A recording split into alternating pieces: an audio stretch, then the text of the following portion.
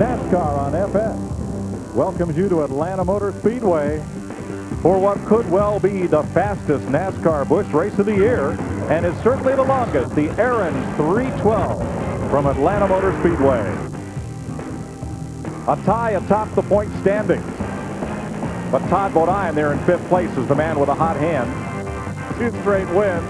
Kevin Harvick and defending champ Jeff Green tie up at the top of the list. Let's go down to pit road and meet one of those co-point leaders. Here's Matt Yoakum. Mike, Kevin Harvick will start the Blue Deuce from the 2nd position. 1 year ago, the 25-year-old finished 34th in this event. Kevin, how do you plan to manage your race to be there at the finish today? Well, I think we got a lot more experience, a lot better car than we did last year, and I think that's the whole key to this place, is knowing how to drive it and figuring out what you need to know. So we've got a year on that, and we don't need to wreck by any means, so we're going to try and stay out of trouble and just get a good solid finish. Harvick is first in points, but there's a rookie first on the grid. Steve Burns? You got that right, Matt Yoakum. Ryan Newman is a 23-year-old engineering student at Purdue, just his 2nd career Busch start. He's going out first. Ryan, you're starting first. Can you finish first? I hope so. We have definitely the fastest car here. There's no excuses about that. Just look forward to a safe race. This place is really fast. Got the points leader starting beside me here, and just try to use our head and stay out of trouble, and hopefully we'll be there at the end. All right, good luck. Let's go to Mike Joy. Thank you, Steve. 2 rookies in the front 2 rows as you look at Ryan Newman, and at this 43-car field on a sunny but rather chilly day here 30 miles south of Atlanta. Let's go trackside for today's opening ceremonies. Let's go to the Lord in prayer. Father, we come before you on a beautiful Saturday at Atlanta Motor Speedway, thanking you for the opportunity to come here and to lift your son up. Praying for each one of these drivers, for their crews, for the fans. Father, I pray that you protect them today from injury. Be with us now. Lead, guide, and direct us. Forgive us when we fail you so many times. For it's in your son's name that we pray. In the name of Jesus, amen. Please welcome back the United States Army Ground Forces Band for the playing of our national anthem.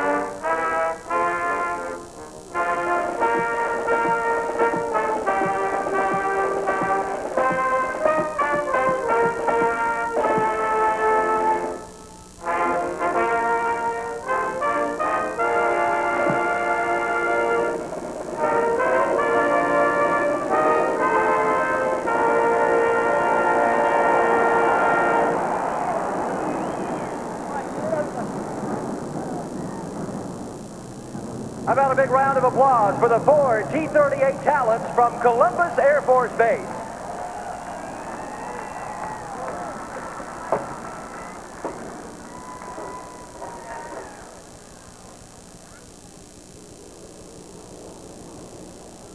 And now, ladies and gentlemen, for those famous words in motorsports.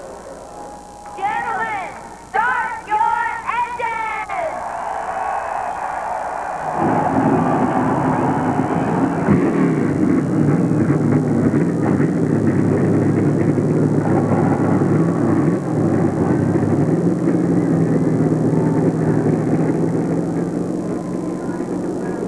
43 cars have fired and are at the ready for what could well be the fastest NASCAR Busch race of this season.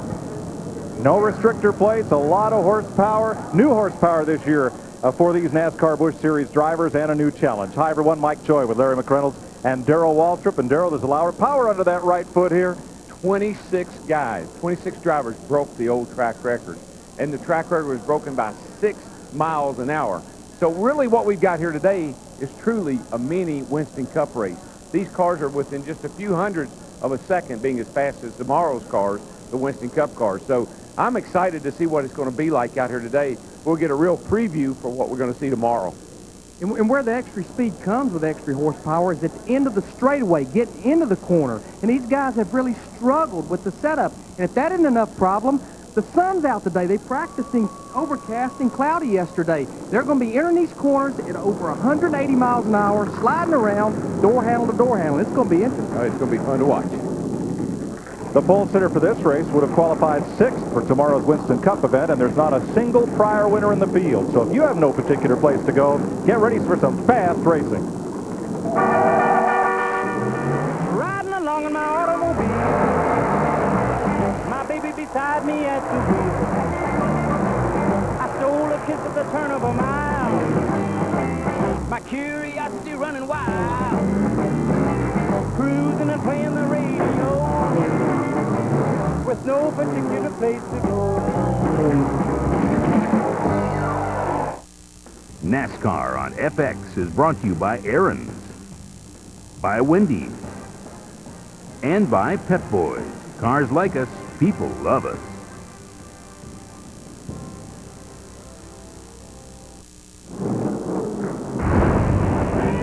Later today, NASCAR on FX continues with Winston Cup final practice, immediately following our telecast of the Aaron's 312.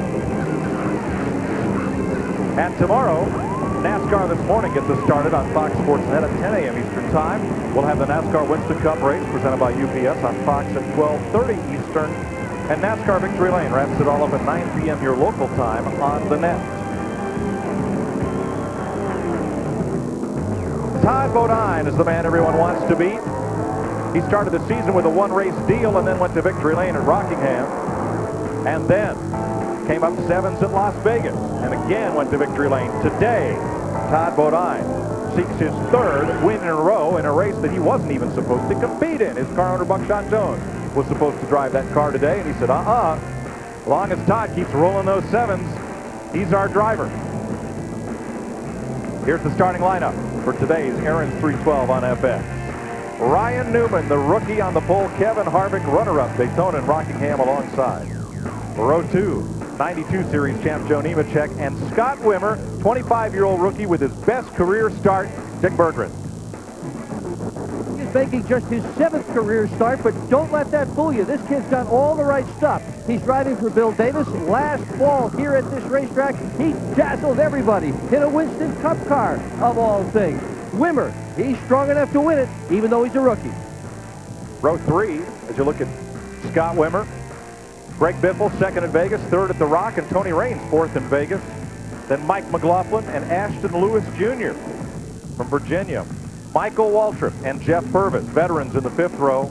Todd Bodine is in row 6, looking for his 3rd win in a row, next to Martin Green. Jamie McMurray and Chad Little, row 7. Row 8, Tim Sauter with P.J. Jones, Bobby Hamilton Jr. and Matt Kenseth, Marty Houston, Kevin LePage back in the series. Row 11, Jeff Green, defending champion and co-point leader with Randy LaJoy, Chad Chaffin and Elton Sawyer. And then Jimmy Johnson, who is 5th at Daytona, along with Jay Sauter in row 13, Jeannie Telasco. Well, with a name like Jimmy Johnson, you can expect these football comparisons. And the crew chief of the 92 car told me this team is like the Baltimore Ravens. They are ragtag. They are scrappy. Well, the Ravens found some success. What about Jimmy? Well, they changed 3 springs this morning at a track bar adjustment, so I guess we'll find out, Mike. Back at row 14, Kelly Denton and Jason Keller, then David Green, the 94 Series champ with Hank Parker Jr., Blaze Alexander and Larry Foyt. Mike Dillon in row 17 with Kenny Wallace, Tim Fedowa and Kevin Grubb in the 18th row, Rich Bickle, Shane Hall, Brad Baker and David Starr, along with Carl Long making his first Busch start, Christian Elder from out of the Dash Series, and Brad Teague, 53 years old, driving for Jimmy Mean on a one-race deal, picks up the final spot in this 43-car field. It's the longest race of the season, 312.6 miles to complete 203 laps. 60 to 65 laps the pit window for these 43 cars. And we'll turn to the Willard Scott of Winston Cup, Larry McReynolds, for today's forecast. Well, we talked about it in the opening. The big difference right here is going to be these 2 right here. Not so much the air temperature. It's pretty cool at 49 degrees, but the sun's out. It's got the track temperature up some 20-something degrees from practice yesterday. cool but dry. And today we're going to ride along with 4 of these NASCAR Busch Series cars. Kenny Wallace has our Briggs & Stratton camera starting 34th.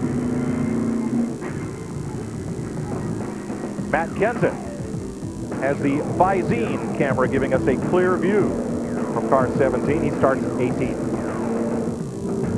Jeff Purvis going to go to the drive-in teller with the MBNA camera from the 10th position, car number 18. And Michael Waltrip has for this weekend rented an Aaron's Rents onboard camera. He rolls from the 9th starting spot. Kenny Wallace did not make it to the driver's meeting. He will drop to the tail end of the field, as will Carl Long, for the same reason. I mean, they have the same format each week. The driver's meeting is 2 hours before the start of the race, and you've got to be there for the whole meeting. If not, you drop to the rear of the field. Now, you might expect Kenny Wallace, you know, he's in Cup practice, so maybe that had something to do with him being late. Carl Long, he might just not have wanted to start it up there. He might want to be in the back anyway. They've given us an extra pace lap to get everything up to temperature on a cool day. There's not a former winner in this race. Who do you like? It's hard to believe, but who do you like, Larry? I'll let you go first. Well, I talked to Joe Nemechek this morning. He says if the sun stays out, we tested down here in the sun, I'm going to whip up on them pretty good. Yeah, I think I'd have to go. I like Biffle, kind of like for a long shot because of the car he's driving. But I like my brother because of the experience he has. I like all the Cup drivers in this race because if you look at the field, they got the most experience, and they were on the racetrack this morning. So they may know something about the track these other cats don't know. That could be a big advantage. Yeah, my odds-on pick for the same reason is Joe Nemechek. You know, he's won here, he's got a lot of experience here. But the fellow right next to him, Scott Wimmer, is going to be a guy to watch. The guy to watch is the 02 car, Ryan Newman on the pole. Running fast in qualifying is one thing. They was not happy with that race car. We're fixing to go racing. They changed 4 springs and both sway bars in that thing this morning. The longest race of the year at the fastest track in NASCAR. Now Atlanta Motor Speedway, unrestricted. Here we go. Green flag, we're racing.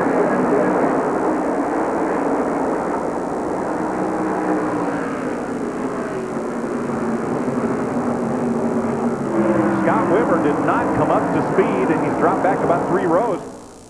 Side by side up front. Picking up a lot of speed as they come off too and start down that long back straightaway there. Long quarter mile. Not very long. They're going to fight to see who leads this first lap and picks up 5 points. Harvick outside, Newman inside. Newman by a foot. Well, this track is conducive to side-by-side racing, but normally you run a little longer than this. Boy, look at Kevin Harvick getting a little bit loose up there. He's up in that second. Oh, got a car spinning out back here in turn 2. A long looping spin down to the track apron. Larry Foyt is the driver, and caution is out. Who'll lead the second lap? Biffle. No, that's Nemechek. Excuse me, Nemechek. He come flying up. He got them 3 wide off a 2 over there and took the lead.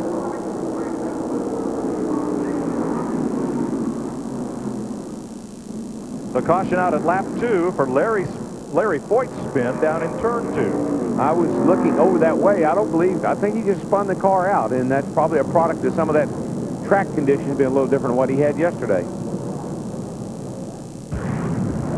Now you'll see Foyt come into the picture here. Yeah, he's pretty much all by. I don't believe he got any contact from anybody. I believe he just lost the car. I said spin, Darrell, but did he actually spin it? Well, about a half a spin. It looks like he just lost it on his own right there. And you know, he's up in that second groove. We just had seen Kevin Harvick in the 2 car. Right now, that second groove, it don't have a lot of rubber in it. Maybe don't have the grip at the bottom of the racetrack has. Yeah, if you're just a little bit loose, you're going to spin out. Kenny Wallace. Oh, go to the bottom and stay.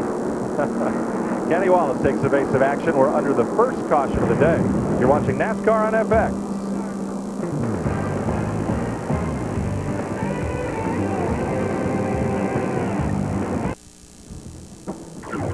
Welcome back to the Aaron's 312 on FX. We're under caution now at 4 laps, about to go back to green. Let's show you what happened on the start to Scott Wimmer, who started outside of row number 2. Yeah, you got a rookie driver. He's kind of anxious, and here they come down to get the flag. Remember, we talked about more power than they've had in the past.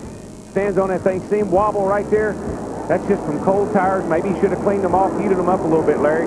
Crew chiefs are always hot at clean them up, heat them up, let's go. And they spun the tires and it cost him some positions on the start there. And we do note that the top 10 qualifiers have to start the race on the tires they qualified on. That's a NASCAR rule. Yeah, he probably should have worked them in just a little bit more. So Wimmer is now 6th. He'll learn that. Nemechek the leader. Ryan Newman the pole sitter. Kevin Harvick, Greg Biffle, Mike McLaughlin, Scott Wimmer, Tony Raines, Todd Bodine, the front 8, and we're back under green. Single file restart. Nobody's going to lap down yet. Here comes Harvick. He and Newman want to race each other real bad. That outside line looks like it's going pretty good this time. Got a little momentum off the 2 over there. Here comes Biffle right with him. I think Newman will probably be a little more cautious today than maybe he's been in the past, but had a little bit of a rough go of it at Rockingham. A lot of people upset with him.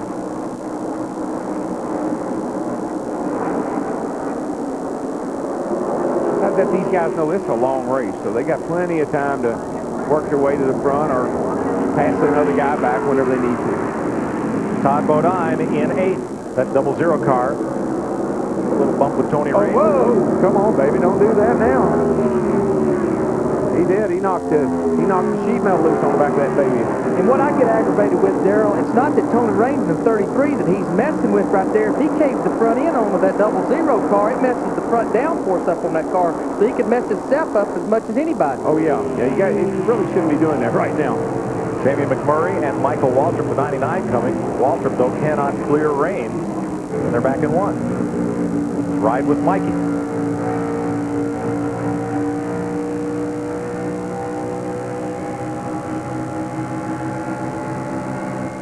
Going to get the position going down into 3, I believe. That car just ahead, though, I think that's Scott Wimmer, who's dropped a couple of spots since the restart. Tony Raines in the 33 car starting to really backslide there. I think that's why Todd was such a hurry to get by him. His car isn't working that well, and I guess Todd was afraid he was going to hold him up. Here comes the other point leader, that yellow number 10 of Jeff Green. And when you talk about him, hard to believe the type of seasons that he has had to pass. He has never finished better than 11th here at Atlanta and has never led a lap. That may change today. He has a look inside Tim Sauter. And you ride with Matt Kenseth right behind them. Well, right now, everybody's just sorting their cars out a little bit. Well, we talked about the tires being a little low on pressure. I heard as much as 18 pounds of buildup on long runs this morning in happy hour. So that tells you got to start the tires down a little lower than you'd like to, so they'll be about right when you get into your runs. Kenseth now battling Tim Sauter and clears him, going into turn 3. And obviously Sauter knew that Kenseth was there. He moved up and let him get under him and backed out a little early and let Kenseth have the line. I got trouble off the corner here, guys. One car Randy going around. Toward the infield, back on the racetrack, and everybody bunches up and gets by okay. Wow. That was a great job of saving the car after it went around, as well as not getting into anybody. He held the brakes just right. He held the brakes. He brought her around, and when it was time, he released the brakes, and he drove away. Brad Teague has taken Jimmy Means' car to the garage as Randy LaJoy has a wild ride. Well, we've seen 2 spinouts here early on, and with no harm done so far, both of them made pretty good saves. This is quite a save LaJoy makes here. Watching the lower left. Yeah, he was up alongside of P.J. Jones there, and I think it just kind of pulled him around, Larry. Somebody probably a little loose off before there, and it just pulled him around. But now watch this great job of hanging on, and right when he needs to let the brake off, release the brake, forward he goes. Ooh, that was close. Blaze Alexander in the 8 car. Yeah. He had to get down to the inside. Look at all the traffic behind him that's about to stack up here. Wasn't sure whether to go low or high. That was close. It was. Second caution of the day. The first for Larry Foyt, the second for Randy LaJoy. Joe Nemechek remains our leader. You're watching the NASCAR Busch Series on FX.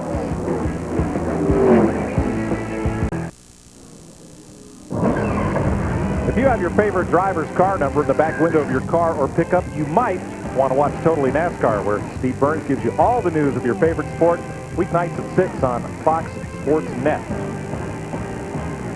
Getting set to go back to green. For more on our race leader, Joe Nemechek, Dick Berggren. If you've been around this sport for a while, you've seen Martha Nemechek, the mother of Joe Nemechek, who right now is in the lead of this race. Martha's not here today, but Joe has a very special reason to want to win the race for Mom, who's home in Charlotte, keeping an eye on it. Today is Martha's birthday. Happy birthday, Martha Nemechek. To Steve. Well, Dick, Tony Raines has brought the number 33 car to pit road. Talked to the crew. They said that the 00 of Todd Bodine got into the side of him. They had to pull some sheet metal away. They took the opportunity to pull a spring rubber out of the right rear. That's the story on Tony Raines. 10 cars pitted, including Jason Keller, Rich Bickle, Kenny Wallace, and Randy LaJoie. I think that spring rubber is probably why I think that car was real loose and he wasn't able to get up off the corner. He should be a lot better now. Green flag at 14 laps complete.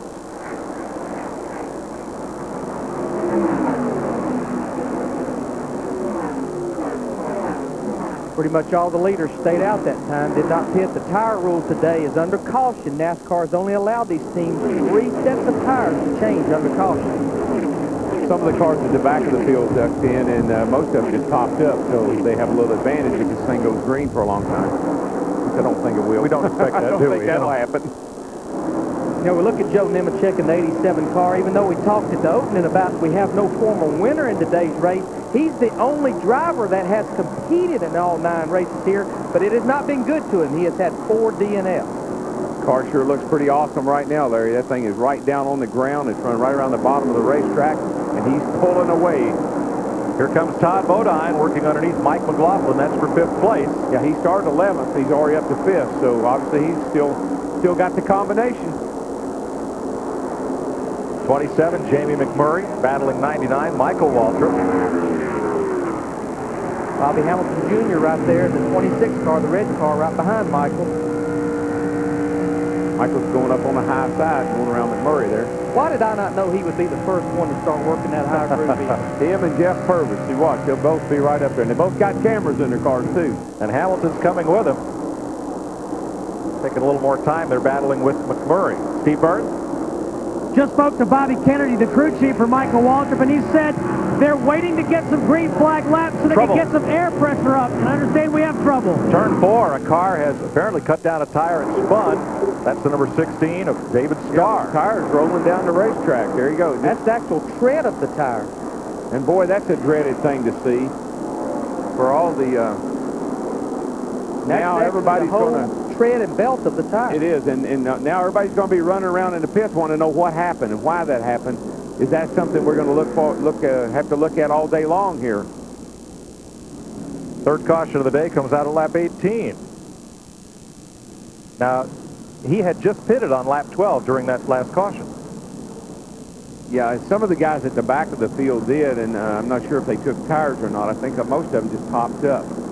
But normally, when you have a tire tear up like that, it would be a lot later in a run than what we've run here. We've run 18 laps, but about half those laps have been under caution. But we've got a different tire than we've had here in the past, and so it's always a concern when there haven't been any long green flag runs made. Everybody's going to want to know what happened to that tire. Well, his pits will be a very busy place. Yes, sir. So David Starr, who hails from Justin, Texas, just about 10 miles from Texas Motor Speedway, gets back on track. That's odd to see that like that. Yeah. And, I mean, it's just like the tread came off of the casing. We'll pick up a little bit of debris here. What about the leaders, Larry? I'm going to stay out. I've only run me about 8 or 9 laps, so I'm going to stay out. I'm with you, Larry. I ain't coming in. My radio ain't working too good right now. Pits are open if anybody wishes to stop. That flagman is at the inside of turn number 4. The leaders stay out, so we will take a pit stop here on FX. Joe Nemechek leads Kevin Harvick, Greg Biffle, Ryan Newman, and Todd Bodine. This is NASCAR on FX.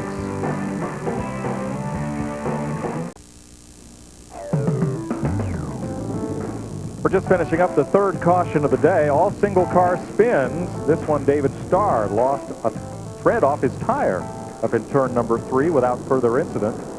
Put us under caution for the third time today. Larry Foyt and Randy LaJoie have also brought out the caution flag. David Starr's problems continued because when he come on the pit road to get that tire change, he was out of his pit box. NASCAR holds you 1 lap for doing the pit performance out of the pit box. And there's Starr at the tail end of this field as we get set to go back under green to begin lap 22. Joe Nemechek still your leader. None of these leaders pitted. Harvick, Biffle, Newman, Bodine, McLaughlin. Here we go.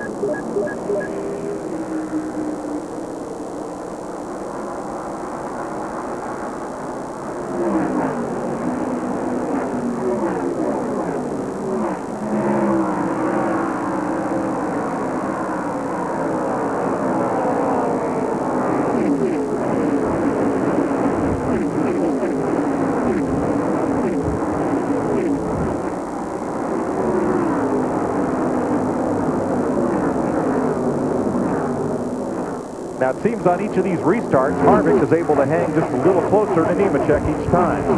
Yeah, he does on the restarts, but Joe kind of stretches it out after a couple of laps. And, you know, when you on those restarts, when you're way back in line, you have to anticipate the flag coming out. And that anticipation in the spotter sometimes will get you in trouble.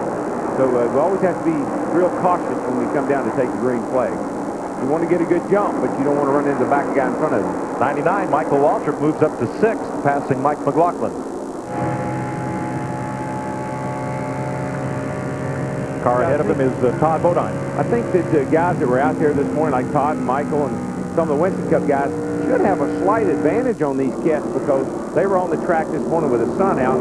Some of these guys were on the track yesterday last time, cloudy and overcast. Let's go back to Steve to finish up that story on Michael Waltrip.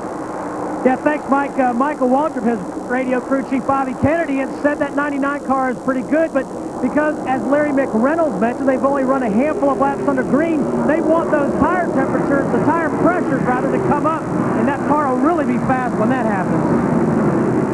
Jeff Green, number 10, moving up on Scott Wimmer. Now, on the restart, Green was so low entering turn 1, it looked like he was headed for the camper lot in the infield. Got it back up on track, but Jeff Green is trying to get that thing to the front in a hurry.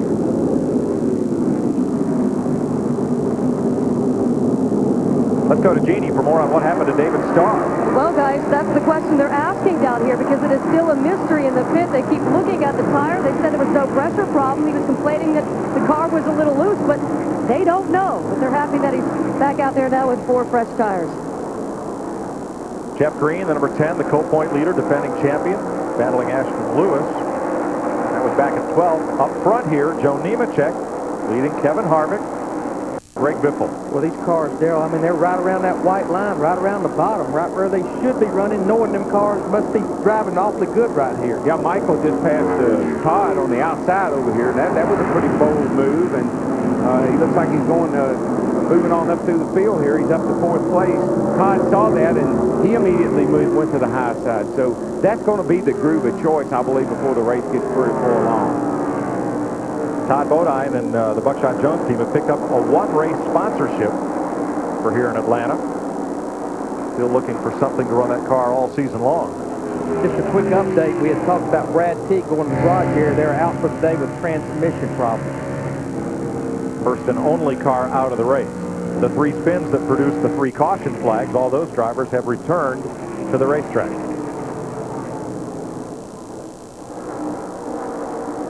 Getting strung out pretty good now. We got 3 or 4 cars up near the front, pretty fast. Got a pretty tight pack back in here, kind of jockeying for position, but looks like everybody's settled in now.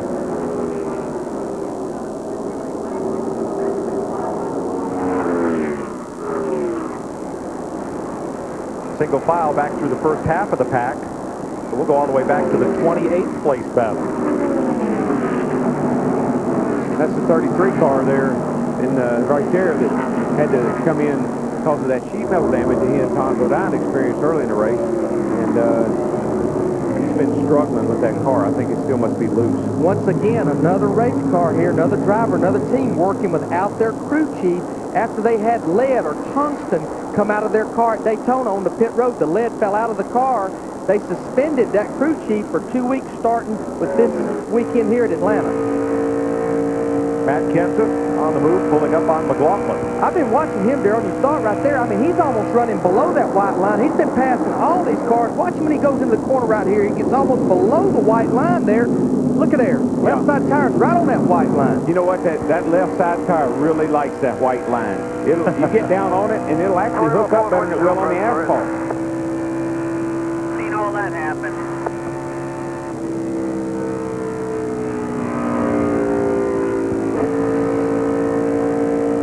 Pressure at all. Michael Waltrip for second place on Kevin Harvick.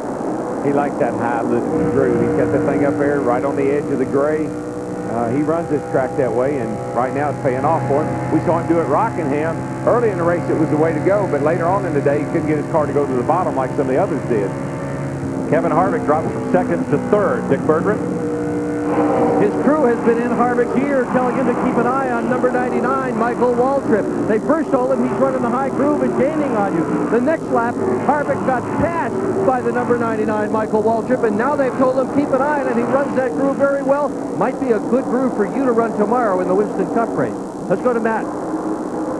Dick, last week at Las Vegas, the crew chief on the 2 car, Todd Barrier, was found to be using an air tank to try to expand the fuel cell so they could try to get a little more fuel in it. He was given a 2-week suspension by NASCAR officials. So he is not here today. It's crew chief by committee. Kevin Hamlin, Kevin Harvick's Winston Cup crew chief is in the pit, as well as Richard Childress and Will Lynn, the team manager. Todd is not here inside the racetrack, but rumor has it he's up in a suite with a radio listening. But Richard Childress told me it has affected this team. The chemistry is not the same. Michael's running about 4/10 quicker than Nemechek, and it's 2 distinctively different lines, Larry. Nemechek's hooking the left wheels on the white line, and Michael's up around the gray stuff. So that's what we wanted to see here was 2 good grooves. And you got to believe Joe Nemechek's spotter saying, hey, the 99's coming, and he's running the high groove, and I'm sure Joe's looking back, and he's going to pass him here in about another fourth of a lap. 99 isn't coming, Joe. He's there, and he's going to go by you. Michael Waltrip for the lead. This is not the Michael Waltrip of 1 year ago. That was a driver who'd come to the racetrack and say, you know, I think we can run real good today. Yeah. This Michael Waltrip says, I know we can run well today, and we're going to contend for the win. Yeah, I like what he told me yesterday, Larry. He said, don't worry about me. I'm just hitting my stride. And I told him, I said, that's good to know, but don't peak too early. No. This is the first Busch race that Michael Waltrip has led since last September at Darlington. Carl Long has taken his car to the garage area, joining Brad Teague, the only 2 retirees early in this race. We'll be right back on FX.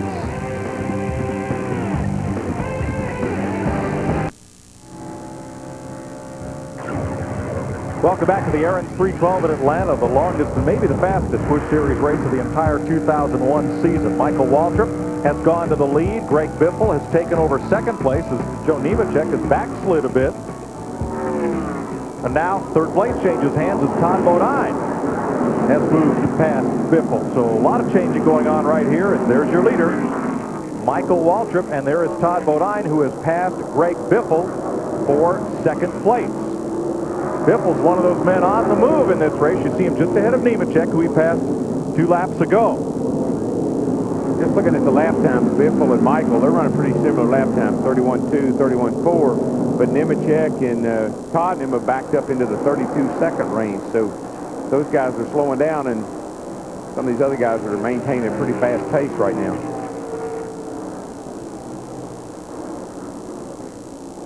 Biffle in third.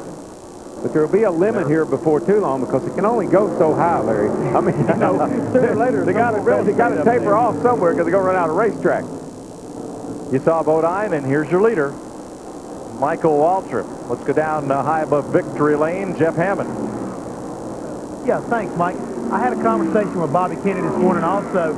And the thing that was so funny about Bobby, when they were at the driver's meeting this morning, they were talking about how good their car was working down around the bottom. And Michael asked Bobby, what gear have we got inside the car?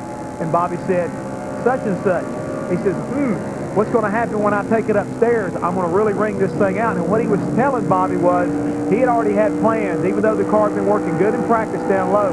He was going to take his car upstairs today and get up around the racetrack. And Bobby was saying earlier that no matter what happened, no matter what he did to the race car, Michael was going to run the top side today. The one concern that they were worried about was the left side tire wear. Their car had been wearing the left side tires out running down low, so therefore they were happy to get up the top group.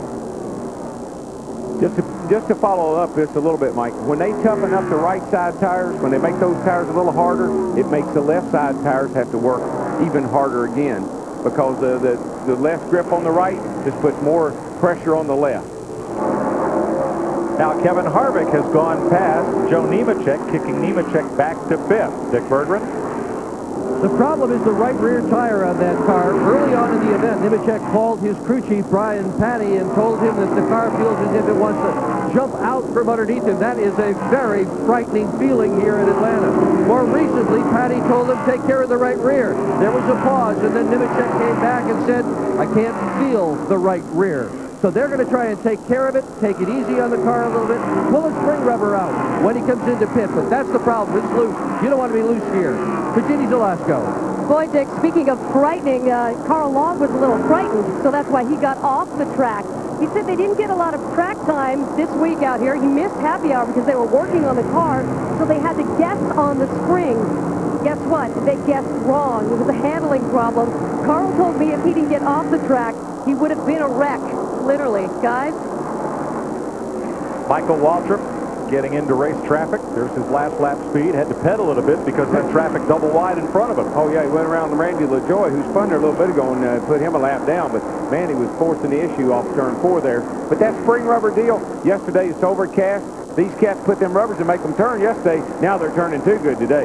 We see Todd Bodine's the fastest, but again, Michael Waltrip, who's not even in the top 5 on speed, we got to remember he's working out traffic right now. He's in heavy traffic, and him and Todd have been pretty much the same speed around the racetrack in clear traffic. Well, he's busted through that pack of traffic as the second place car just hasn't quite gotten to it. There's a look at Todd in second place, 4.5 seconds behind Michael Waltrip. Todd Bodine started the season on a race-to-race deal to drive this car, and after Daytona, won and kept on winning. And about 2 weeks ago, Buckshot Jones actually tested that car here, was going to drive it at Atlanta. Heck, they're 5th in points. They've won 2 races in a row. There's no question in my mind. And we go to Darlington next week. Todd Bodine runs good at Darlington as well. He's got 2 things working for him. He's got the momentum of what's happening with that team, and they obviously have good chemistry. Yeah. They're working well together. How you can't change now. You got to ride that horse to the end. But Billy Jones built this team for his son Buckshot to drive, and now they're putting their money into another horse. But they're winning, and winning is what it's all about. Michael Waltrip leads Todd Bodine in the Aaron's 312. There's a look through your top 10. We'll be right back with more NASCAR on FX.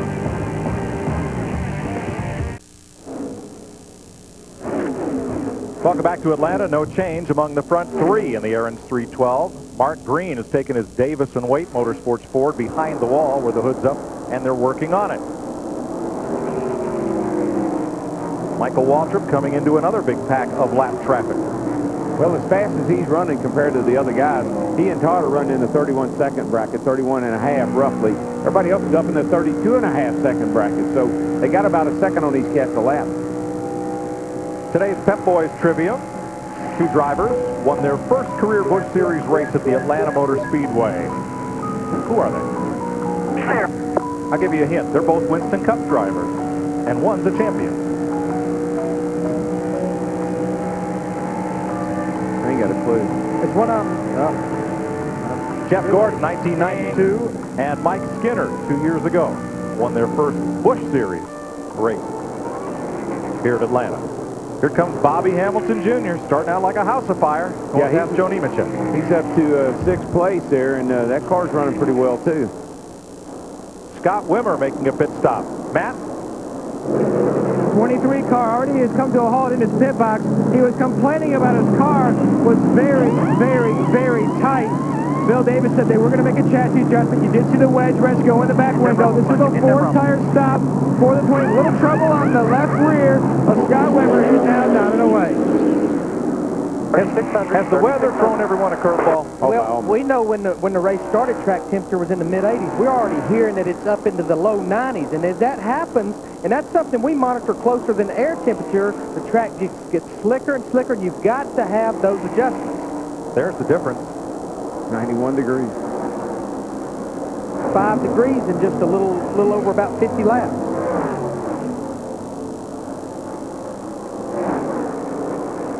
"57 laps into this race. Jeff Hammond, when might we expect Michael Waltrip on pit road?" According to what Bobby Kennedy said, they'd like to run about 50 laps before they come in. With all the cautions, I think you'd probably take it on up there close to maybe about 70 now. Well, Jeff, I was just going to say, if you break this race down, and right now it's kind of got a green flag look to it, if somebody could go 67 laps, that means they could do this race on 2 stops. Do you think anybody might could do that? As you said, we had about 9 cautions in this first run. Larry, one thing we want to point out, we keep talking about it, this year the Busch cars have got more power than ever. I think they're burning more fuel. They're trying to figure this tire situation out. I don't think they know if they can do that this time or not, because a lot of these guys, as we saw a week ago, are trying to get more fuel in these cars, but I don't think they can get it done. As we can see right now, Joe Nemechek's on pit road already. So here's Nemechek coming into his pit stall, Dick. This is a planned pit stop. Brian Patty had told Nemechek that he would pit him early. Short pitting is what it's called. And the plan is get your guy in early, give him the tires that he needs. Everybody else pits behind him, and he winds up inheriting the lead. We'll see if it works. So far, we've got what looks like a 3-tire stop. Very strange. Front tire changer around to the left rear of the car to loosen the lug. This is going to be a long stop as a result. There goes Nemechek. 22.4 seconds. It was a long stop. Kevin LePage also made a pit stop. He might have short-pitted, but it took him a long time. Now here's Ryan Newman is coming in. Newman was the pole sitter. He had a great 1-lap setup, but not a great 60-lap setup. He's already gone 1 lap down. Matt's in his pit. He fell from first all the way to 18th. They were talking about different changes to make the car. They were hoping to get a caution because they would like to use some spring rubbers and try to fix his race car very, very tight. He said it was very, very hard to turn in the center of the corner. A 4-tire stop. They will adjust his car with air pressure, and now he's down the way. 17.8 seconds, Nick Berger. Greg Biffle is now on pit road. In the last 2 weeks, he has finished 3rd and 2nd, respectively. Crew chief Randy Goss told me this morning he didn't like the setup they had for the car. They didn't think they were all that fast. So far, they've been very fast. Not the best pit stop so far, however. In fact, a very slow pit stop. They're over 20 seconds already. Still don't have the second can in. Very, very slow in the left rear. 25.3. To Jeannie Velasco. Well, Dick, the 26 is in. Bobby Hamilton Jr. all day been saying the car's running great, but suddenly now there is a miss in the motor on the straightaway. They told him to hang on that. They'll try to figure it out. In the meantime, 4 tires, and they're going to pull the rubber out of the left rear. The problem is getting the car out of the pit as well. Come on. Mike McLaughlin's in. Another car looking for a sponsor for this season. The Joe Gibbs Racing number 20 Pontiac. Fairly routine 4-tire stop for McLaughlin. You would expect a lot of these guys that are not happy with their cars to pit a little bit early. 3 to 4 to 5 laps. Michael's still out there. He doesn't show any signs of coming in, but we'll see how far he's going to take the fuel, I believe, watching him. Good stop for McLaughlin, 16.5. That is a good stop for a Busch for a national team, but Michael is one of the ones that can wait till he pits. Because he had such a good lead, he was out there 4.5 seconds. He can be one of the last ones to pit, but they don't want to run him out of fuel either. No, and not only that, there was a few cars, and I don't remember which ones they were, but there are a few cars that, come in and topped up there at last caution flag. So they're going to stay on the racetrack, and that can get you in big trouble. Jeff Green is in. He's going to get 4 tires on. Remember, that's a Ford this year. It was a Chevy last year. Matt Kenseth is coasting in between turns 3 and 4. Looks like he'll make it back, though. I bet he's out of fuel. He's shut off. No sound from that 17. And Jeff Green's done in 17-2. Kevin Harvick is in. And Dick's waiting on him. Kevin Harvick in now for his pit stop. It's probably going to be a 4-tire change. Crew chief is missing, but Ron Liddell is still changing the front tires, and Greg Burkhardt still changing the back. Curtis Bowman's on the jack, and Larry Hartall is on the gas. And we got enough brain power there's some children's racing here in this pit area that they could probably field 4 cars and still get them right. Whoa, nice stop. 19 even. Matt Kenseth did make it around. He is out of fuel as the leader comes toward the pit lane. We're watching Kenseth stop. It'll be a while before Mike Waltrip gets to his stall. Sounds like they got it fired, and they do. Matt Kenseth pulls away. You're clear, man. 3,400, second gear. 3,400. You're clear. Clear to Kenseth out. Michael Waltrip's in. Steve is there. And here's the adjustments they're going to make. A half a pound in the right front, 1 pound in the right rear. Hey, Michael Waltrip has experience, but so does his pit crew. This is his Winston Cup team.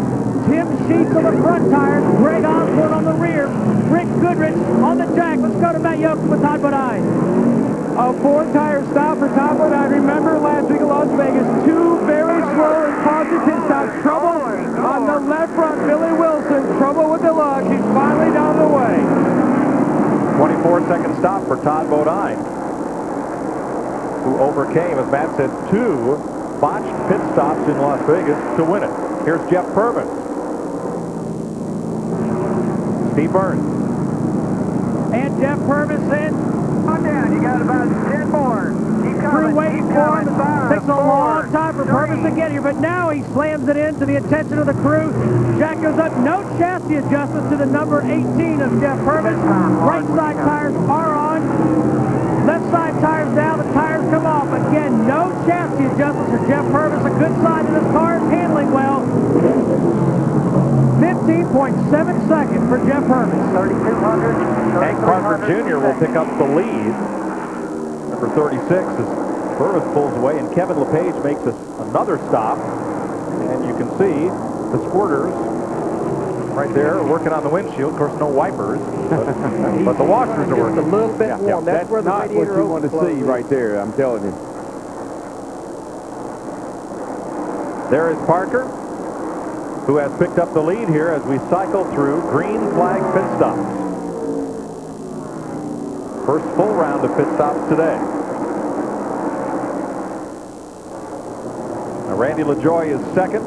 Remember, he's also out of sequence on pit stop with the drivers who have been the leaders, and Jason Keller is third.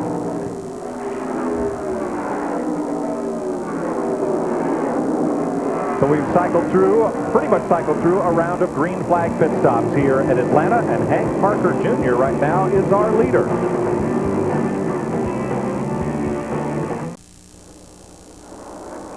Welcome back to Atlanta in the Aaron 312. Michael Waltrip has just taken the lead from that white car at the top left of your screen. Hank Parker Jr., who pitted at lap 12 and is now at the end of his long green flag run. Yeah, he is. And let me tell you, Michael is breaking their backs. Not only has he got a fast race car, but what he did coming in and out of the pits.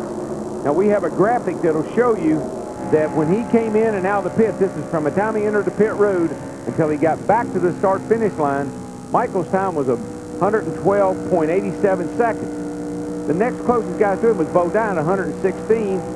Harvick was 113. But Kenseth was 100 and almost 30 seconds from the time he entered the pit road till he got back around on the start-finish line. Here you can see what I'm talking about, the time. See how much quicker Michael was? That's the in and out. That's from the end of pit road back to the start-finish line. Harvick was pretty good, but the rest of these guys, they lost a bunch of time just getting in and out of the pits. And that could make so much difference. Remember, Kenseth was out of fuel and or had to coast in. That's the reason his time was so slow. Kenny Wallace just made a pit stop. He was also one of those that pitted out of sequence back on the first couple of cautions. Michael Waltrip, your leader. Here's Chris Myers. All right, and that was Jeff Hammond. Let's take a look early. A rarity here. A number of self-inflicted spins when this race began, Jeff Hammond. Larry Foyt on lap 3, and then a second caution comes out. Randy LaJoie, winner at Daytona, having problems. And a great save right there as he came off that corner. And almost came back in front of the whole field just about, but he saved it, gets it straight, keeps continuing. Third caution, it was David Starr, and the tire problems, we saw the tread rolling out from his Pontiac. It was on lap 35. Michael Waltrip on the Aaron's rent. Obviously, this is an Aaron's event, moving past Joe Nemechek. Yeah, taking the lead right there. I mean, Michael's extremely strong right now. He's figured out how to make this top group work, and his car is just really on a rail at this moment. And he just actually just pretty much waxed the field on and off pit road also. He's led, as you see, 36 of 77 laps. We've had 5 lead changes. We'll keep an eye on the tires and the pit stops as this continues. Chris, he looks like he's on a Sunday afternoon ride on Saturday. And we'll be watching him on Sunday as well. Let's go back upstairs to Mike Joy. Thanks, Chris. 77 laps complete.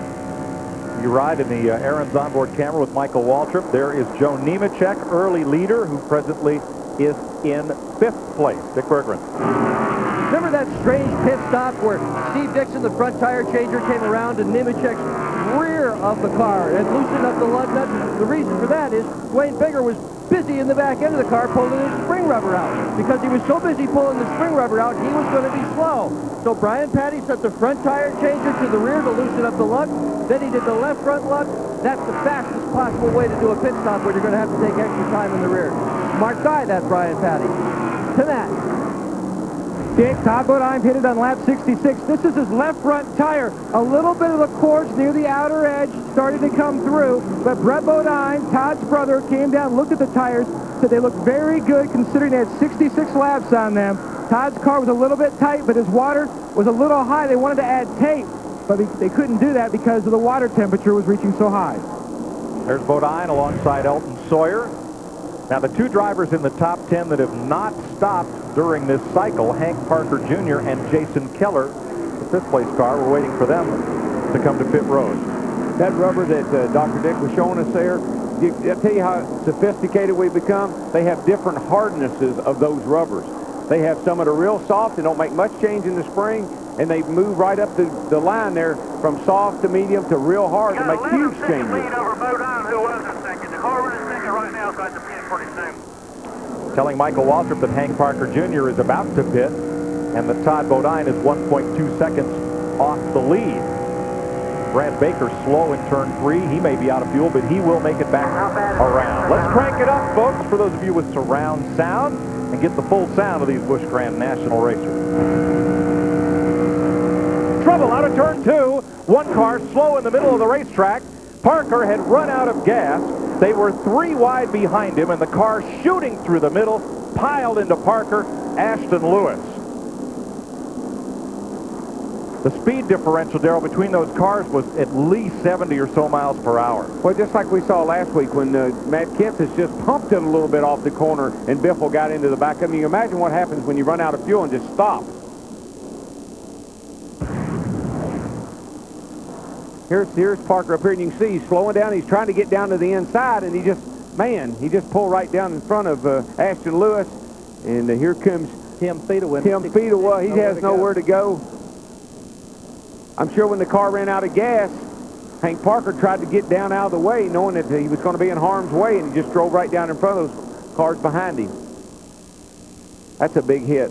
One's running wide open, the other's trying to get out of the way and slowing down.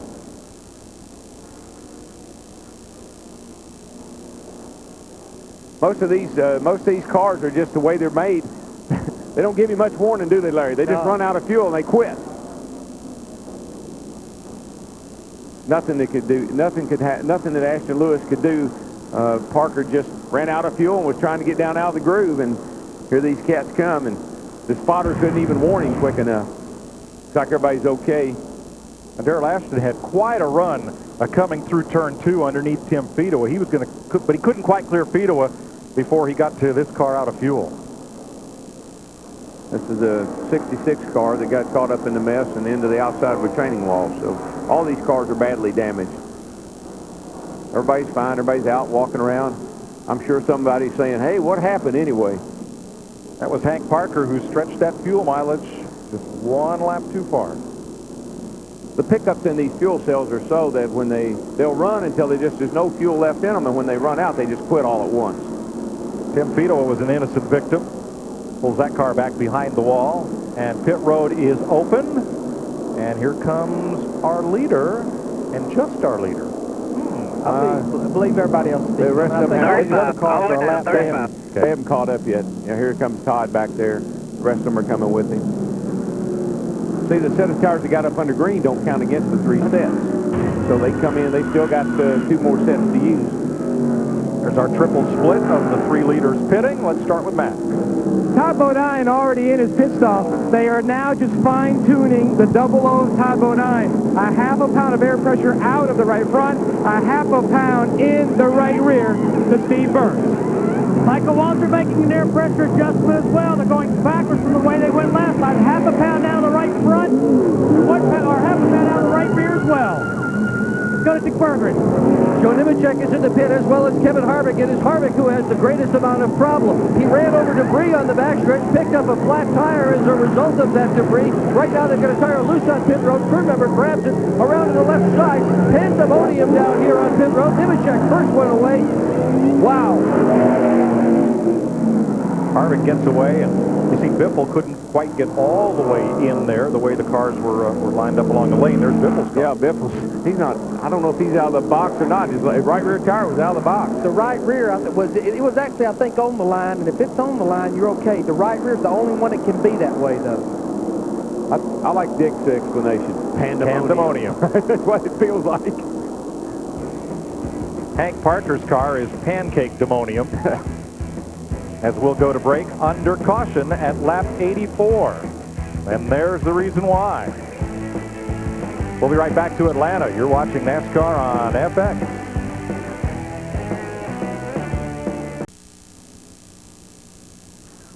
Ashton Lewis had a great run going, and now he has an all torn up race car to show for it. After pit stops, Michael Waltrip, Todd Bodine, Joe Nemechek. We showed you Greg Biffle right on the edge of his pit box. Let's show you why. Well, you see Michael right here. He's coming out of his pit box, and here comes Biffle, and he says, whoa, I can't get in. So he does the best he can to get the car in the box. I think he was okay. The right rear was on the line, Larry, so I think he's fine. Another angle of it right here. Oh, man. How you like to be leading the race and have that happen? I mean, Biffle was really lucky he could get it even into his pit box. And again, we're going to see his right rear tire hanging out right there. But it's That's on the line. legal as long as it's the right rear. The right rear is the only one that can be that way.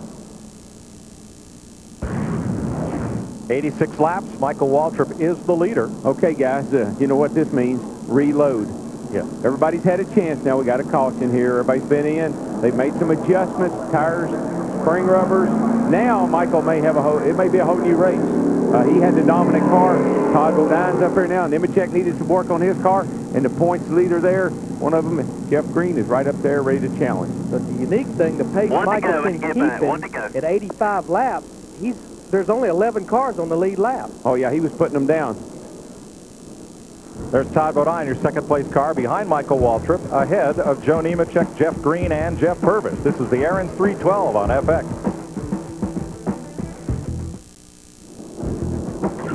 Welcome back to Atlanta. Our coverage of the Aaron's 312 on FX. We've been talking about pit box situation and drivers getting into their pits and getting properly serviced, as we saw with Greg Biffle here just a bit ago under this caution. Jeff Hammond has more. Yeah, Mike, we talked about earlier, you can get the right rear hung out of the pit box. It's okay. On NASCAR's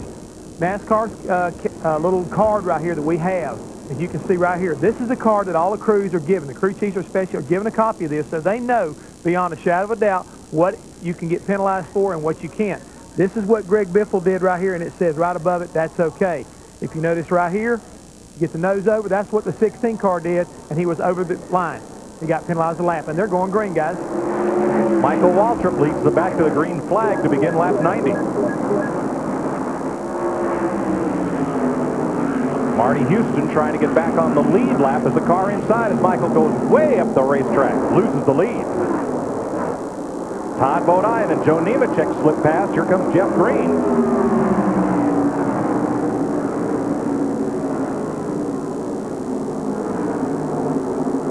Boy, look at the 00 car right there. He just shot out of a cannon over there in the middle of turn 3 and 4, Matt Yoakum. Larry, the concern for Todd Bodine now is a wheel vibration. After pitting on lap 84, he came on the radio and asked Gary Caldwell's crew chief, did you guys get all the lug nuts tight? They said, yes, we did. He says, we may have a wheel out of balance. Dave Berggren? Kevin Harvick ran over debris just during that accident situation. You can see here where the debris cut the tire. His great concern was he didn't want to go fast because he didn't want this tire to tear up. If it did, it would have chewed up his fender, and the crush panels inside would have made the car slow. As it was, he got the job done, got the tire changed, went back out in 6 spots. Nemechek moves past Bodine for the lead, and Jamie McMurray's in trouble up in turn 1. Yeah, that started back here in 3 and 4. And man, I tell you what, it almost was the same thing that happened to the 36 car over there when he ran out of fuel. He's probably got a tire down, and he caused a heck of a bunch of cars to back up. Got a car smoking up in the middle of 3 and 4. Kelly Denton. Everybody's going to get by him on the inside. Watch this 27 car. They're coming down here. Looks like something happens to the car going in the corner, Larry, and it starts up the racetrack. Right now, he's pedaling, trying to... Whoa. That was Elton Sawyer. Elton Sawyer just barely squeezed through, and now he knows he's in trouble, and he's bottlenecking everybody up, and they don't have definitely got a nowhere tire going down. Yeah, he's on pit road with a flat right front. There you see it right there, the right front tire. Of course, here they run that inner liner, the tire within the tire, and that's the only reason he probably didn't get into a big wreck or hit the wall, is that inner liner held it up. Kelly Denton, they're saying that's tire smoke as he comes to pit road also.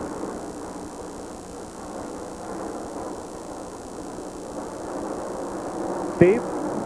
And Jamie McMurray is in. It looks like they may be holding him, the NASCAR official holding up a finger.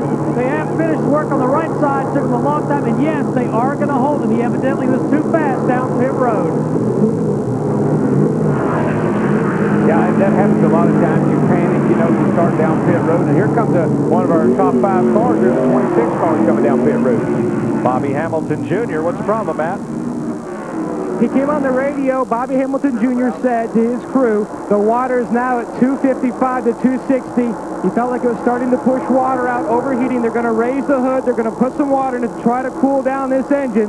He says the oil pressure is okay, but the car is running very, very hot. And normally when the water temperature gets that high, you know, you can run 235 or 240 as long as it don't climb. When it gets that high, it's just going to keep climbing. Oh, yeah, and the engine will eventually just seize up. So the best thing to do is bring it in, work on it. If you can't get it cooled off, park it and race it again another day. Now you've got Joe Nemechek, who likes the bottom of this racetrack. That's where he's been running, but Michael Waltrip was gaining on him, so they put Nemechek up high. Here's Todd Bodine, who also likes it on the bottom, in second place. He's about 8/10 of a second back. A lot of times you can change around the setup and make the car work on the bottom. Here's Michael Waltrip in the 99 running in 4th right now. And if we look at our chart, he's running about the same speed as those other 3. And I noticed on that restart how he lost all that ground. Darrell, I got to believe that maybe they're starting their air pressures a little lower than some of these other guys. Just anticipation of the long run, all the air pressure build up. Yeah, I believe you're right. His car seems to really be coming back now. He's just passing the green there for 3rd place. Your call. All clear. You heard the spotters say, your call. The spotters are right above us and looking down toward turn 4 where he passed Jeff Green. It's coming straight at him. You can't really tell. That's the reason he says your call. There's the spotters up on top of the press box right there. Well, you see the front 4. Jeff Purvis is the 5th place car. And Jeff Green there closes up on Michael Waltrip. There's a look at Purvis, who right now is alone on the racetrack, Steve. And it's interesting. We're hearing a lot of drivers say the same thing. They feel like they have a vibration. Jeff Purvis called Doug Richard and said, please look at the tires that came off after the last pit stop. I keep feeling a vibration. It feels like the same vibration we had at Las Vegas last weekend. We've heard several drivers reference that. They're just wondering if they're not used to these new tires. Could be. Here comes Greg Biffle in 6th, chasing after Purvis. That's exactly what it is. These crews will start to ease the air pressure down, Larry, as you well know. Pound here, a pound there, and they'll keep going down, and all of a sudden, the tires won't feel good until the air pressure builds up in them. And they'll bounce or have a little vibration in them. Like Greg Biffle in the 60 car, he's hunting that high line right there. He's up there about the 3rd groove where Michael's been running. Plus, the other thing is, don't forget how fast we're going here. If the tire is out of balance at all, any of the wheel or the tire, whatever, you're going to feel it through the steering wheel more than you will other places. Michael Waltrip on the move underneath Todd Bodine. And Michael moves back up to 2nd place behind Joe Nemechek by about a 1.5 seconds. But there's a good 3-car battle there. Waltrip, Todd Bodine, and Jeff Green. So Nemechek's the leader as we complete 100 laps. Michael Waltrip back up to second. Todd Bodine, Jeff Green, Jeff Purvis, your front five here at Atlanta. 100 laps complete in the Aaron's 312 on FX.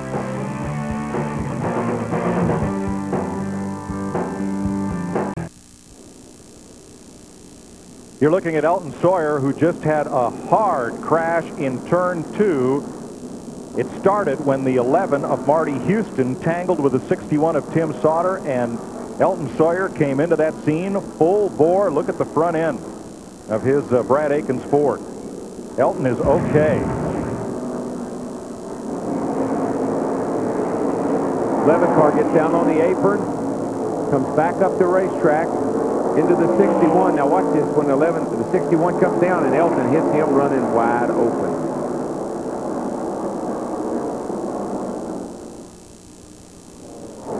Nowhere for Tim Sauter in the 61 to go, and as they slide down off the banking, just nowhere for Elton Sawyer. What a hit. And let me tell you, the 61 car, Tim Sauter's lucky that wasn't in the driver's door. It was just behind the driver's door, and that was a blessing. Once again, the whole problem, the 11 car, Marty Houston, got those left side tires below the white line on the apron, shot him up the racetrack and spun him. Second week in a row that Marty Houston has had a single car sprint to bring out a caution. Here is Joe Nemechek, your leader. In the pit, so is Michael Waltrip. Todd Bodine completes his service and gets out. Nemechek's away. Jeff Green in the 10, Greg Biffle in the 60. That's a happy bunch of guys. That's a great stop. We did note that Elton Sawyer was wearing the HANDS device, the head and neck support that the driver wears as a yoke over his shoulders, under his shoulder harness, and the helmet attaches to that. Now there's Marty Houston walking away. Jeff? I'm telling you right now, that HANDS device right there may have been the one thing that just saved Elton Sawyer a trip to the hospital today, guys, because we talked about it since Daytona, how that device right there can keep your head from snapping forward. And that right there was one whale of a hit that he just took. Rescue workers talking with Tim Sauter, who, from what we see, is still inside his car. And there is the remains of the front end of Elton Sawyer's machine. So a hard crash in turn 2 that started with a spin by Marty Houston. Activity continues on pit road. 105 laps complete in the Aaron's 312.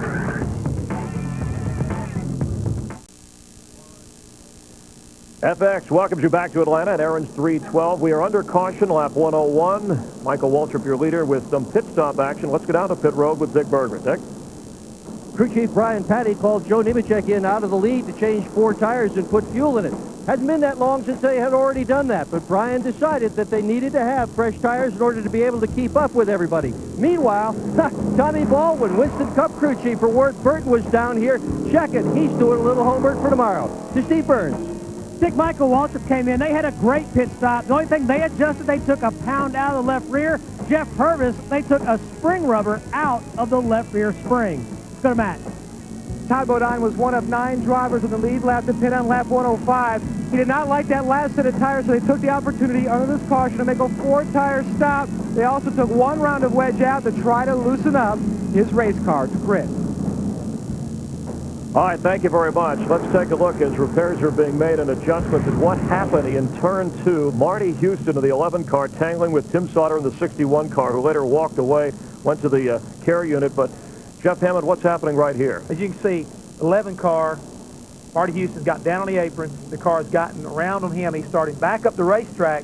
And as he goes up the racetrack, you'll see a red car, the number 61 car, Tim Sauter. He comes there. He has no place to go. They get together. Sauter bounces off the wall and comes back across the racetrack. About this time, you see the 98 car, Elton Sawyer, just drills him right there in the left rear quarter panel, and he's extremely lucky. Just a tremendous impact on that hit. And you look at the car of Elton Sawyer, but he was able to get out, and without any noticeable injury, he is somewhat relaxed wearing the HANDS device. And I wanted to mention, Jeff, that Jeff Gordon, who was the first Winston Cup driver to win a race last week with the HANDS device, said more drivers will be wearing this in Atlanta. Right there around the back of his neck, you can see this is the HANDS device. right here. This is And, the Hans device. and that protects the head from... That's right. It attaches to his helmet, but he's already hit the quick releases, which are right here, to release him from the helmet so that he can get out of the car. But as you saw, he can get out of the car with the device on if necessary. It's something other drivers will be looking into. More Winston Cup drivers will be wearing the Hans device tomorrow. More on that on our pre-race show on Fox when we bring you the race tomorrow. We're continuing here under caution at the Aaron 312 on FX. Michael Waltrip, your leader, and there he is, in and out of the pits. We'll be back with more from FX in a moment.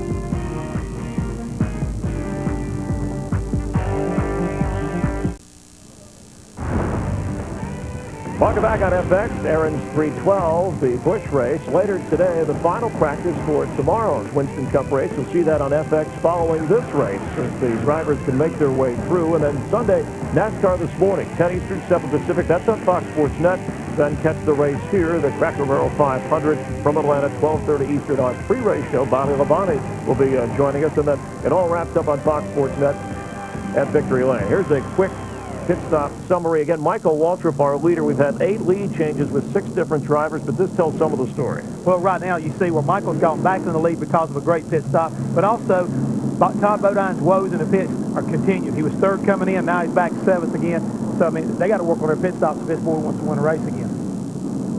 As we continue on FX, there is your leader, Michael Waltrip. Let's go back upstairs. Darrell Waltrip, Larry McReynolds, and Mike Joy. 5 of Michael Waltrip's 8 Busch Series wins have come on super speedways, 2 at Charlotte, 2 at Dover, 1 at Darlington. Now, last week, Todd Bodine overcame 2 botched pit stops, including one where they ended up retightening some lug nuts when he was out of the box. You see, he pulls out, they haul him to a stop, say, come back, we got to redo this. And he does. But he's out of the pit box.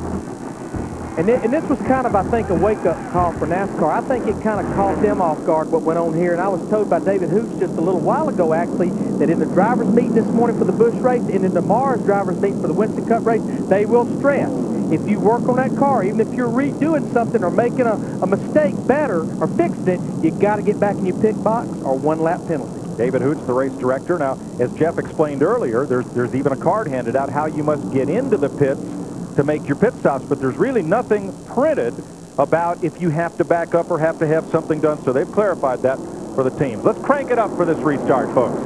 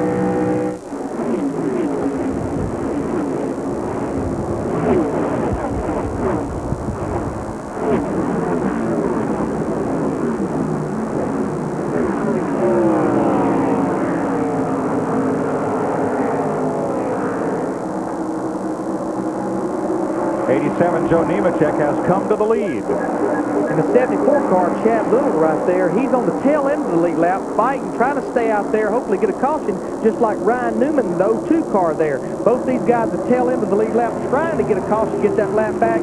Chad Little's going to lose his back right here. They can see behind them, they keep fighting too, but I tell you what, these guys are all over the place. You know, we've lost 11 cars out of this race already. We're down to 30 cars. Attrition's a little high today. And let's reiterate, the 3 drivers involved in that hard crash in turn 2 are all okay. Marty Houston, Elton Sawyer, and Tim Sauter. In fact, Jeannie is caught up with Elton. Yes. Elton Sawyer, a proud owner of a Hans device, yes? Yes, ma'am. Wow, what a hit. I've never in my life hit that hard. I saw the smoke.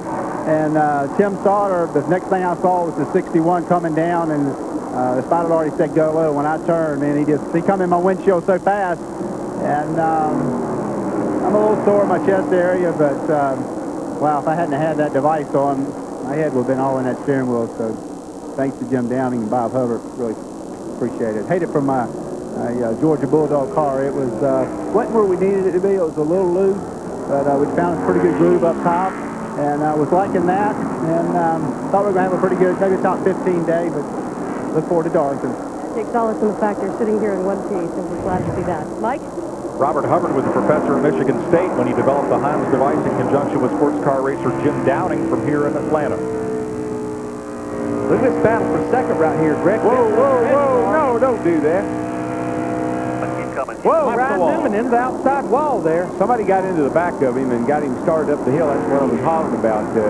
He's lucky that he got hit from behind. He's lucky that he hung on to it at all. And yes, Mike, he pancaked. Yeah, he slapped it pretty hard there, Darrell.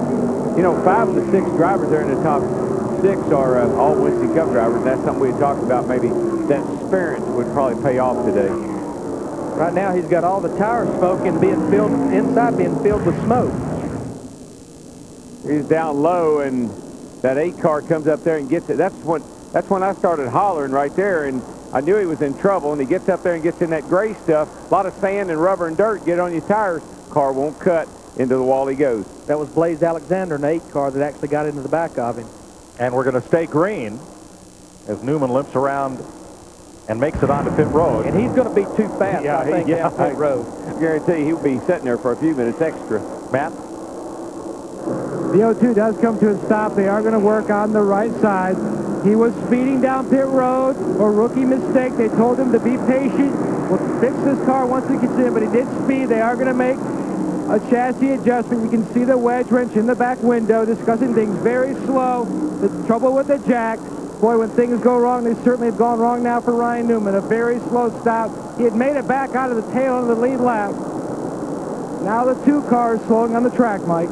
2 car got up against the wall coming off turn 2 over. Just he got pushed up high and got into the outside wall. Not hard, but he got up in that loose stuff. And the longer this race goes on, the dirtier it gets up there. You get up out of that groove. That's the problem with running that high line.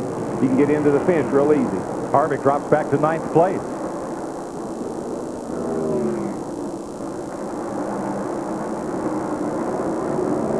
He didn't do a lot of damage to his car, but he just got against it a little bit coming off of turn 2 and slowed him down. I don't think it hurt the car that much.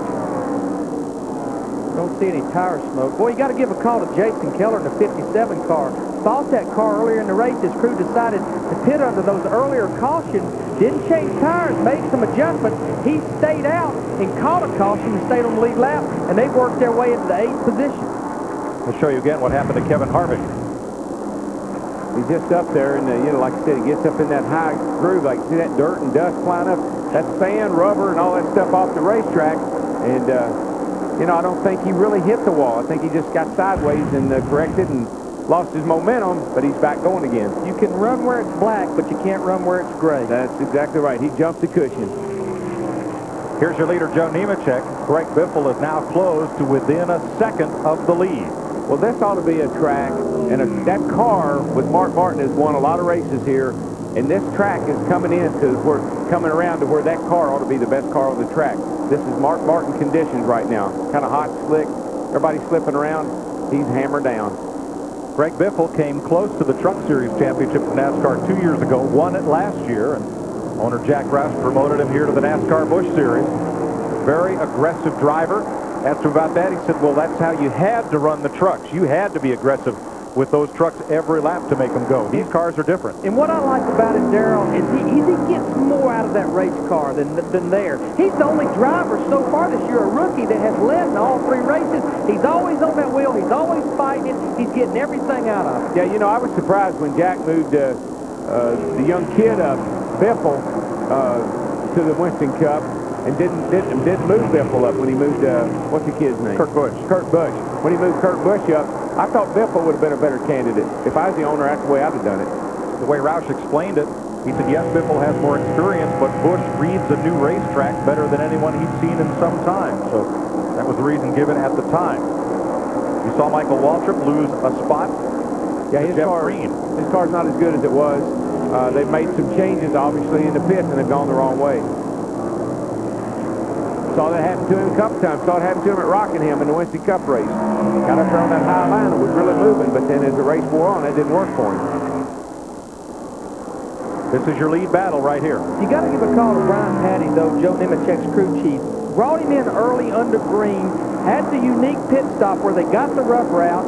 Greg Biffle's running him down right now in the 60 car, but definitely improved that car tremendously with that change. Yeah, I think he's still getting loose on the long run, though. That's Brian Patty right there. Joe Nemechek's crew chief. Been with Joe a number of years. And just a young kid, too. He's not all that old.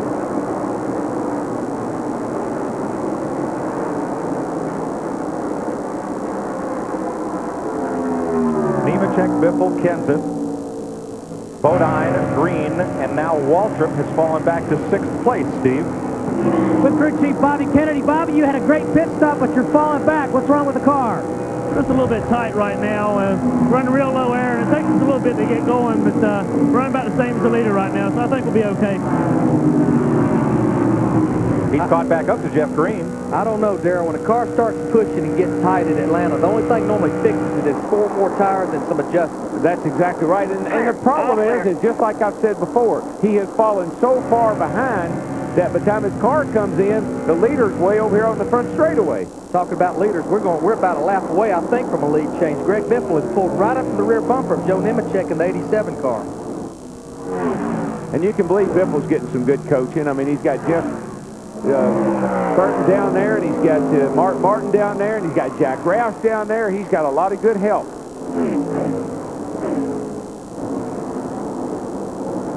Biffle hunting the lead at 129 laps, 74 to go in this 312-mile race. Joe Nemechek continues to lead the Aaron 312 on FX.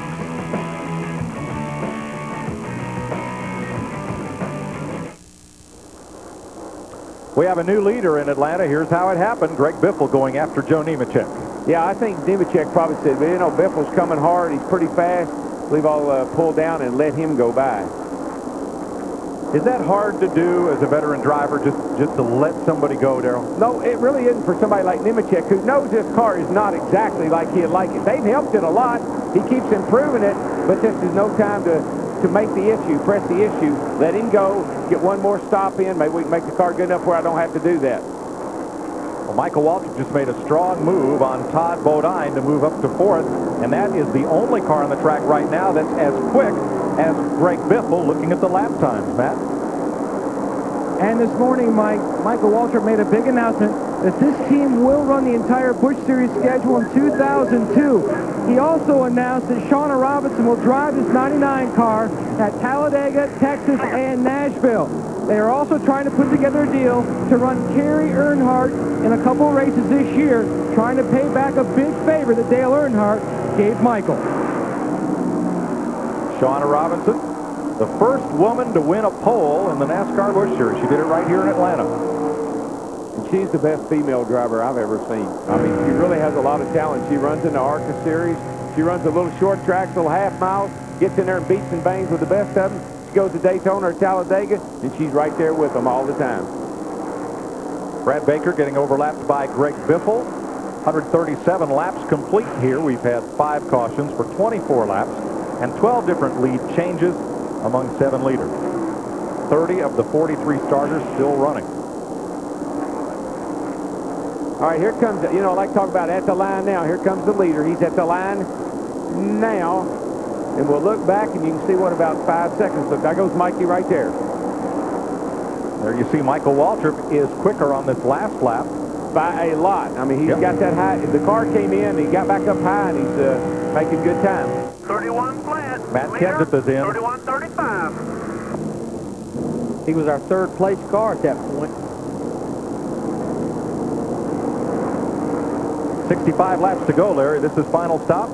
I think it's a little bit short, but he can go the distance from here. You know, we've seen him run around 65 laps. It's a little bit, could be a little strategy here, but I thought it was an awful short. I would at least probably run up to lap 150. Yeah, that's exactly when he ran out of gas before, Larry. It was right around this time, so maybe... they've got a problem on this car. You see him pulling tape off. Got it plugged in, yes. Yeah, they're running hot. What he's doing right there, what this guy's doing right here, there's a quick fill right there, and they're trying to get a high-pressure hose on it to shoot water into the radiator. He was running hot. We've seen a lot of that today. But that car runs hot a lot. You know, I see him in his Winston Cup car. They run hot a lot. Let's pick up the 6th place battle, Jason Keller, and you're riding with Jeff Purvis. Our MBNA Cam in 7th place. Purvis is doing a good job today. I mean, he's been right there in the top 10, and he's running that high line. Clear. For more on Purvis, here's Steve. Well, Jeff Purvis is complaining that this car is too tight right now. He's having trouble turning it. They're going to make a wedge adjustment on their last pit stop.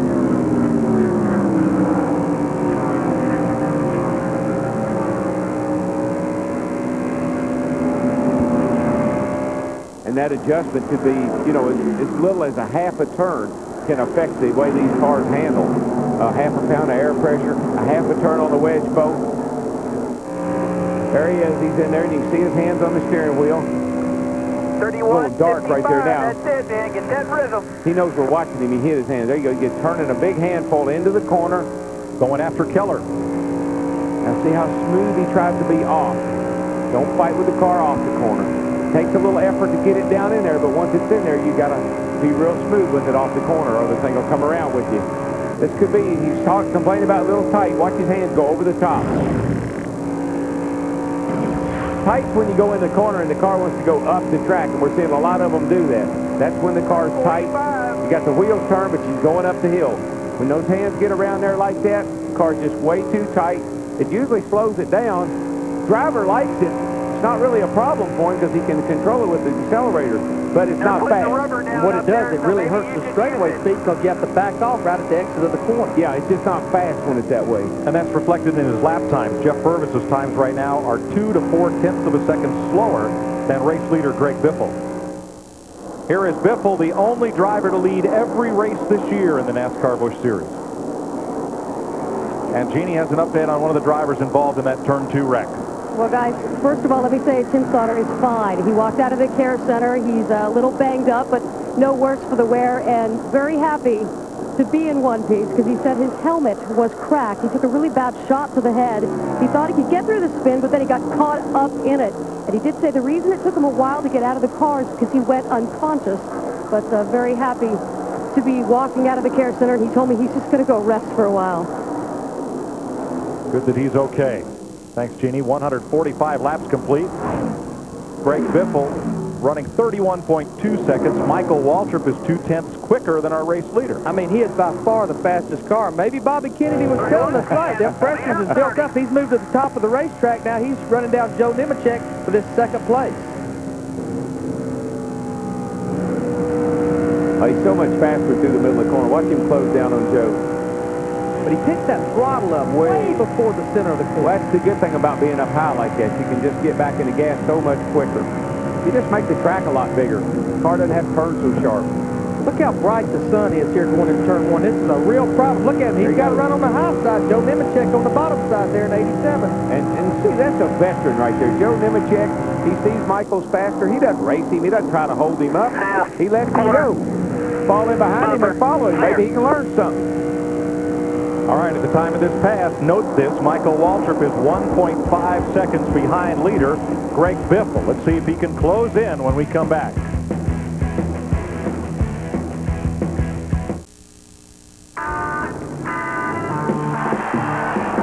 Oh, here we go.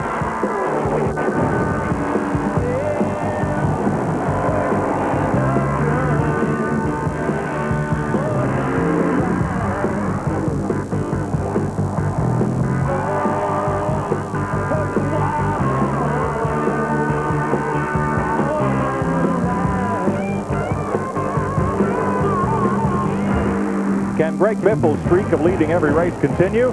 We'll find out next week in Darlington, South Carolina, Saturday, 12:30 Eastern on Fox. And then March 24th at Bristol, Tennessee, 12:30 p.m. Eastern on FX. And then in Texas, March 31st. We're on Fox at 1 p.m. Eastern time with the NASCAR Busch Series. Greg Biffle is leading Michael Waltrip. That margin has stayed constant, 1.6 seconds, first to second. Dick Berggren.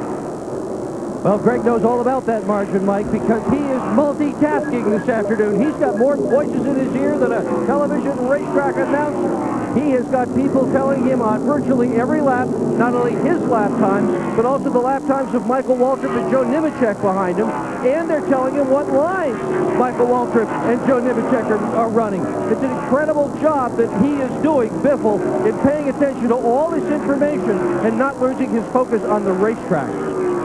What they don't know is he doesn't have his radio on. I'll bet he does. I've had him do that to me, and I just turned it down where I barely could hear him. But like I told you, he's got a lot of coaches and a lot of teachers over there working with him, and he's in a great race car, and he's performing exceptionally well. Michael, 1.6 seconds back. Let's compare their speeds this lap. Pretty close.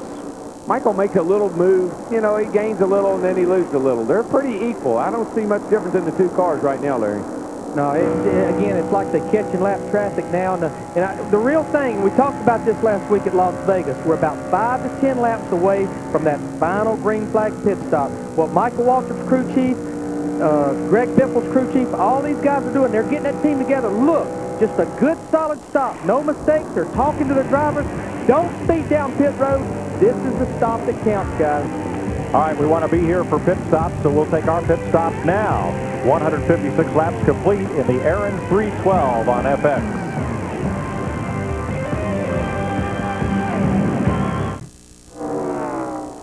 Michael Waltrip has just suffered a 22.5-second pit stop to replace tires after receiving right side damage against the wall at turn 2. Now we're still under green. Race leader Joe Nemechek, or excuse me, not the leader, but Joe Nemechek has come onto pit road. These are pretty much routine pit stops right here.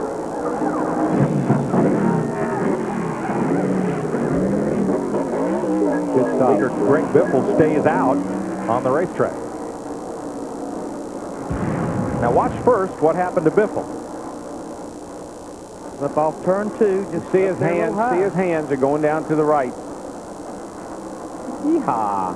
I'd say his tires are worn out. I'd say that's probably a product of worn out tires. Same thing here with Michael. Michael's up, way up there against the wall. I mean, literally up against it. Whoa. He pancaked it. I'd be surprised that didn't do a little more damage than just bend sheet metal on his car. But he rode it off the wall and brought it around to pit road. Well, it was time for a stop, so, you know, it didn't really throw him out of sequence that much, but did a lot of damage to the right side of that car. Jeff Green, the 5th place car, is in. Jeannie?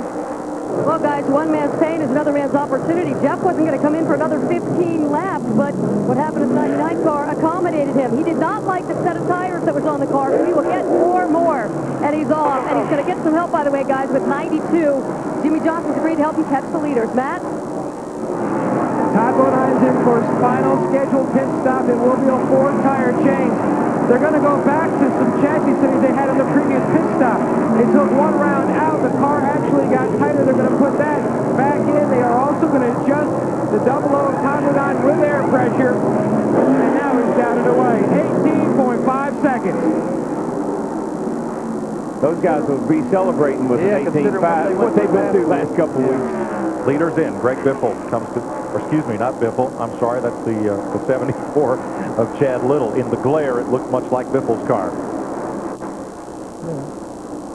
Mike McLaughlin getting service. We're told that he has only 4th gear, which has dropped him down the running order somewhat. That's really going to hurt him when he has to leave the pit lane here. He's getting out pretty well. Let's watch from Michael Waltrip's onboard camera what happened up there in turn 2. This is one of the problems with running up high in that high groove. I mean, he didn't hit it hard, but it doesn't take a lot to knock the toe off or to bend the fenders all in on the tires. How's that car, Steve? Well, guys, it's interesting. We heard Michael Waltrip talking to Bobby Kennedy when he was coming down pit road. He said, guys, don't do much to it. I don't think it's hurt that badly. So they changed 4 tires and made sure the sheet metal wasn't running, but Michael didn't feel like he had done that much damage.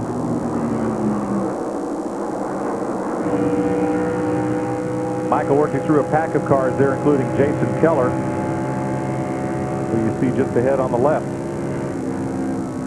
And B.J. Jones is in that group. Here's your leader, Greg Biffle. who now enjoys a 20-second advantage on Jeff Purvis. Yeah, but he can't stay out there much longer because you had Joe Nemechek, you had Jeff Green in there, and they're going to be back out there running about 3/4 to a second faster than he is. They need to get this car on pit road and quit giving up all that time. We're told he's coming this time, Larry. I told him that he better get that thing in there.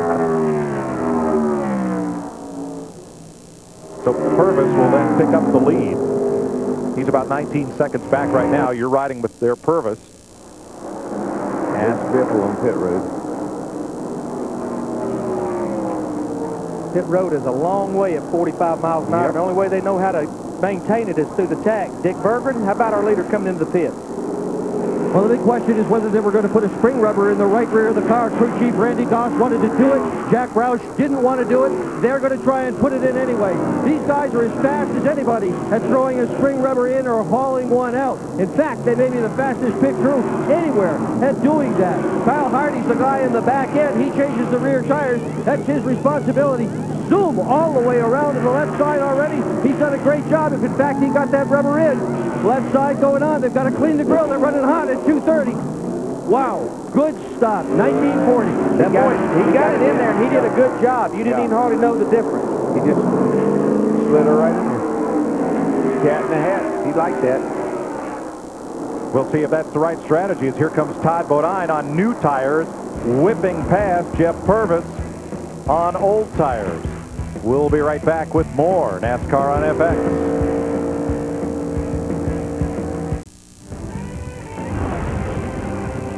Winston Cup practice here on FX follows our Aaron's 312 telecast, so stay with us. Final tune-up for tomorrow's 500-miler that you'll see on Fox at 12:30 Eastern Time. Before the race, NASCAR This Morning on Fox Sports Net. After the race, we bookend our NASCAR coverage with NASCAR Victory Lane at 9 p.m. Final pit stops perhaps done. We'll be right back and pick it up.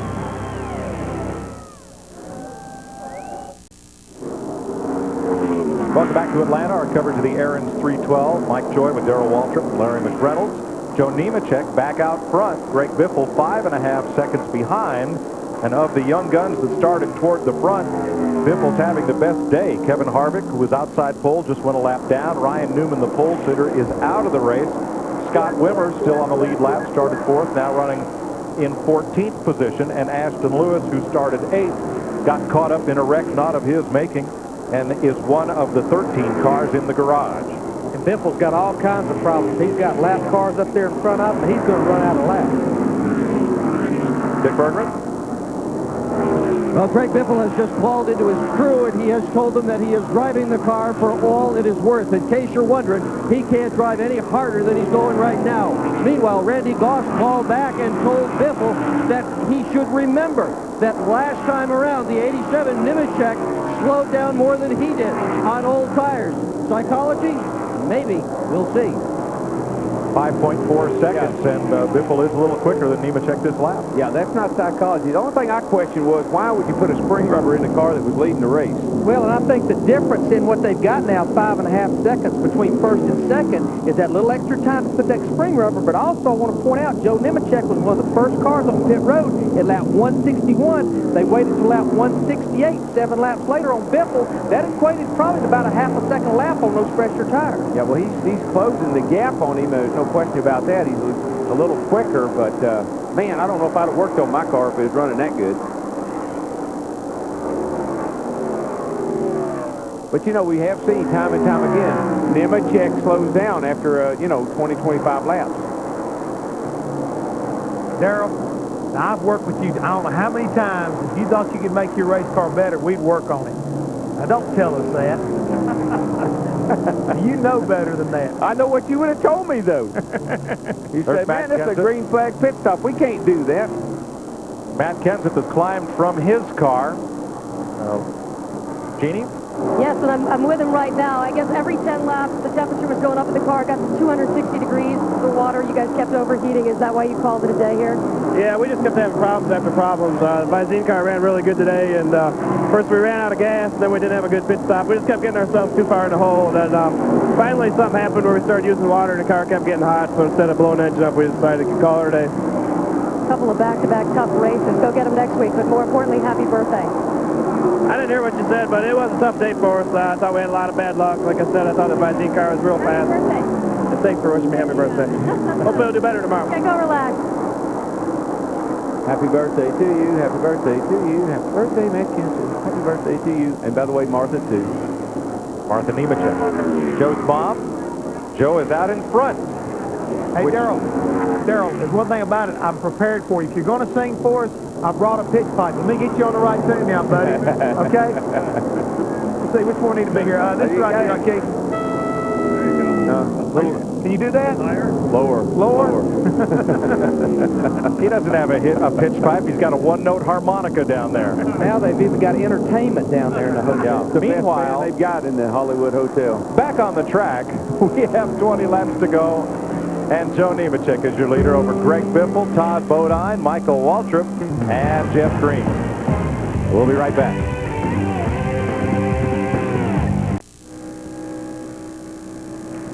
Welcome back to Atlanta, where the Aaron's 312 has seen 13 lead changes among 8 different leaders. 6 cars up on that lead lap. And Greg Biffle trying to close on Joe Nemechek for that lead. Here's what happened to him just a moment ago.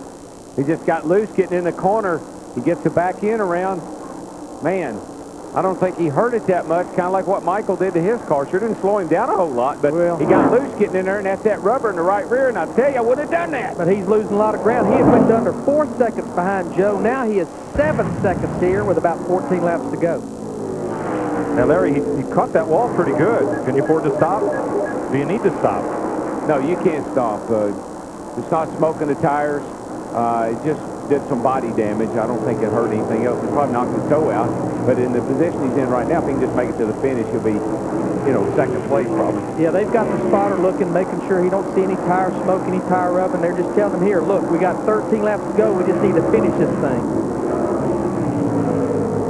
Let's show you speeds this lap. Here comes Nemechek. He's the race leader by 7.7 seconds. There he is at the line. And here comes Biffle right there. And that's over 8 seconds. He continues to lose about 3 to 4 tenths a lap. He'll have his work cut out for him just holding on to second place with the damage to the car. He's 6 seconds in front of Todd Bodine in the 00 car. So, again, they're just trying to nurse that thing home. This is Joe Nemechek's teammate right here. He owns that car, Randy LaJoy, in the 7 car. Well, that took a lot of pressure off of Nemechek. He knew Biffle was closing up a little bit, but now he can just basically take his time. There's Biffle, and now you're going to see Todd Bodine and Michael Waltrip coming up on Todd Bodine as they cycle through. There you go, right there. Michael has been chasing Todd down, and you know Michael hit the wall a lot like Biffle did, and I thought it might have done a lot of damage, but looks like he's going to continue on to finish the race. A lot of glare in the windshield from our Aaron's onboard camera on Michael Waltrip. I always like to go into turn 1 this late in the afternoon. Oh, man, it just drives you crazy. You can't see anything. You rely on this spotter. That's what you rely on. Windshield gets sandblasted, tire rubber grease, and then you throw the sun in there. You just follow the image of a car getting off in the corner. 10 laps to go. But you've been going around here all afternoon. You kind of know where you're going. I don't know if I'm going to buy that one. I wondered if you'd like that explanation or not. 8.4 seconds first to second. Another 6 seconds back to the third place car, Dick. Joe Nemechek has faced adversity on several occasions this weekend, but neither he nor his crew have become flustered as a result. On his time trial, the rear end blew apart just as he crossed the start-finish line on the very first lap. He held his breath, hoped the car wouldn't spin out, hoped he would get there, and indeed, he wound up with a good qualifying position. Today, during the race, on several occasions, his car has not been just right. He's drifted back. The conversation between Nemechek and his crew chief, Brian Patty, has always been careful, always reserved, always confident. And now here they are in the closing lap, getting ready potentially to win the race. His lead is now bulged to 9 seconds. That was Joe's wife, Andrea. She has stood on top of many a pit box along with his mom, Martha, and waved him on. Look, here's the 99 and 00. This is for third place here with about 7 or 8 laps to go. Jay Sauter in the 43 car, laps down. And another lap car Yeah, Rich Bickle. Yeah, Bickle down there, and he had to pull down, and Michael didn't get back in line. Cost him a good bit of time. He just up on the back of the bumper of Todd, and those slow cars got in the way. Chip Fita was going to the garage as Nemechek leads by 9 seconds. 7 to go. This is where Brian Patty just tells him, look, you got a 9-second lead. Pick and choose where you pass your lap traffic. Be smooth. We'll keep you posted. Spotter's on top of his job. There's Brian Patty, his crew chief. Been up there a lot of times for a lot of Joe Nemechek's wins. Just be smooth, Joe. We got it here if we just be smart.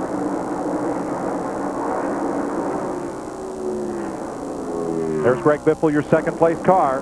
9.4 seconds back. It looks like he may be able to hang on to that second place. The cars behind him are locked up with race traffic. Good run for Biffle today. Good, strong, solid, kind of championship contending kind of run. And that number 60 team, remember Mark Martin drove that car in the past. The number 60 has now led all 10 Atlanta Busch Series races. And guys, he led it today, but I guarantee he's going to be in victory lane many times. There's the 00 right there, Todd Bodine, getting this his third place right there.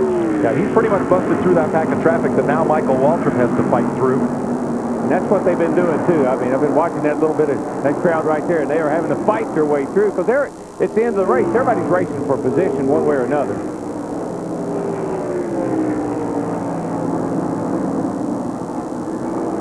Guys, we keep going back to that first pit stop. Joe Nemechek, they made that gutsy call, pulled that spring rubber out of that right rear. That old car was getting loose, wearing that right rear tire out. They decided, get that rubber out early, let's make adjustments. Joe's wife, Andrea. Tomorrow, Nemechek will start 11th in the Winston Cup race on Fox. And I got to believe what you learned today in these cars now, the way they run this so close to the same speed as the Winston Cup car, is going to pay off for you tomorrow. It's going to pay big dividends for tomorrow. In 9 Busch Series appearances, he has only one top 5 finish, 5th place in 1997. And coming closer and closer to victory lane today, 3 laps to go. Biffle now 10 seconds back, but that's still 4 seconds ahead of Todd Bodine. And Bodine's streak is going to end. He's not going to win 3 in a row. It doesn't look like. I mean, we don't want to count anything off just yet, but still, to run second today would be run third right now, yeah. 2 wins and a third in the last 3 races. That's pretty impressive. Take that to the bank. For a guy that was only going to do a 1-race deal. Right. Driver, yeah. That brings Todd into the picture. Michael Waltrip trying to run him down. They've been all over each other, but to no avail. White flag for Joe Nemechek. Looking for his first win since Talladega last April. Todd Bodine up in the middle of 3 and 4. He's going to make it around and finish this race as Nemechek heads off in the corner on his final lap. We stay green. In his 195th Busch Series start, Joe Nemechek picks up his 10th Series victory. Looking for Greg Biffle. He's somewhere back there. There he is. Second place car. Todd Bodine was 3rd. Michael Waltrip will finish 3rd. But here's what happened to Todd.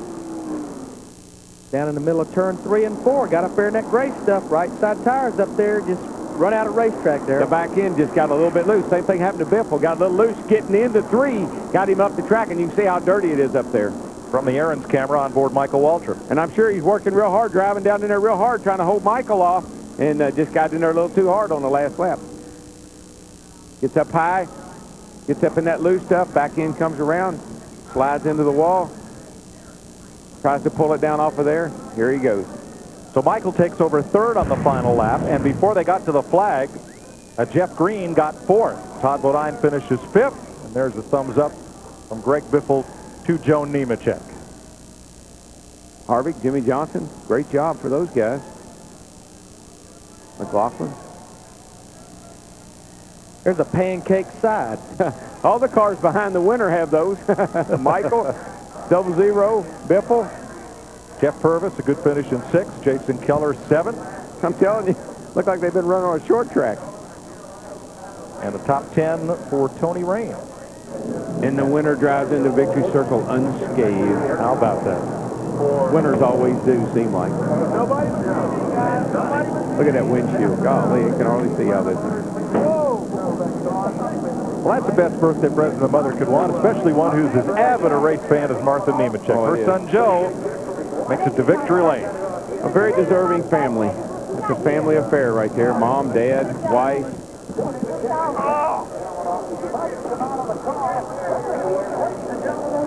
Look at this. Can you see the windshield? Oh, well, we're just going to stand up here. The windshield is incredible. Acknowledges his crew. Matt's with him. For the first time in almost a year, Joe Nemechek gets a hug from crew chief Brian Patty. You made it back to victory lane. Congratulations. A big birthday for your mom. Oh, yes. I got to say happy birthday to Mom. How about that Chevrolet Monte Carlo? That thing's awesome all day long. And we thought we were going to have a shot at sitting on the pole, and we ended up 3rd. And, you know, the track changed during the day. We got to practice yesterday under cloudy conditions, and today, the set before this last set of tires, the track seemed like it tightened right up. Told Brian, I said, we got to loosen it up. He loosened it up there, and that last set of tires was awesome. You know, I got to thank Cellular One, Nortel Networks, Kleenex, all the folks, especially Ed Evans. You couldn't make it, but his wife's fixing to have a baby anytime, so it was a good day for us. Did you question the short pitting call by Brian? No, I've learned. I don't question I just tell him what's going on, and you know, if we end up losing a race by short pitting one day, you know, so be it. You know, we end up winning one today. You know, I thought I got my hats off to Greg Biffle. He did a heck of a job. We got a lead on him, and I know he was coming, and he had to push his stuff as hard as he could go because I was running mine as hard as I could, and I guess he just ran out of room there. But what a great day. Congratulations. Joe Nemechek picks up his 10th career win. Mike? Family celebration in victory lane for the Nemecheks. And we'll get a word with runner-up Greg Biffle when we come back with more NASCAR on FX.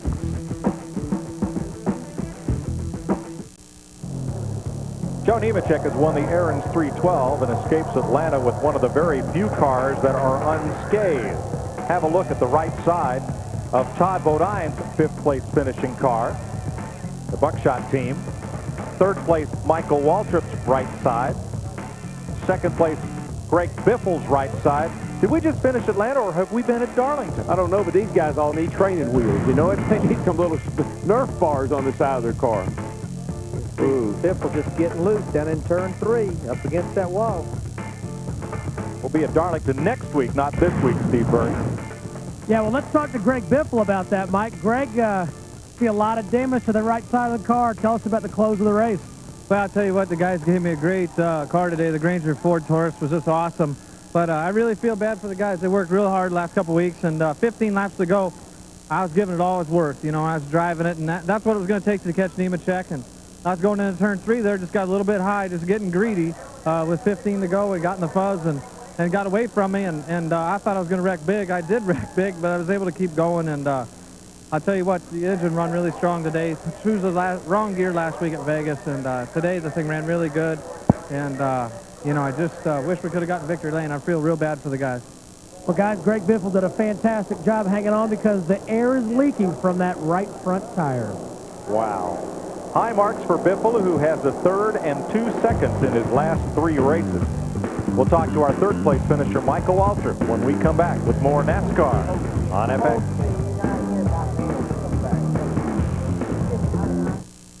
NASCAR on FX has been brought to you by Busch Beer, the official sponsor of the NASCAR Busch Series. By Go RVing. Visit GoRVing.com. And by Sears.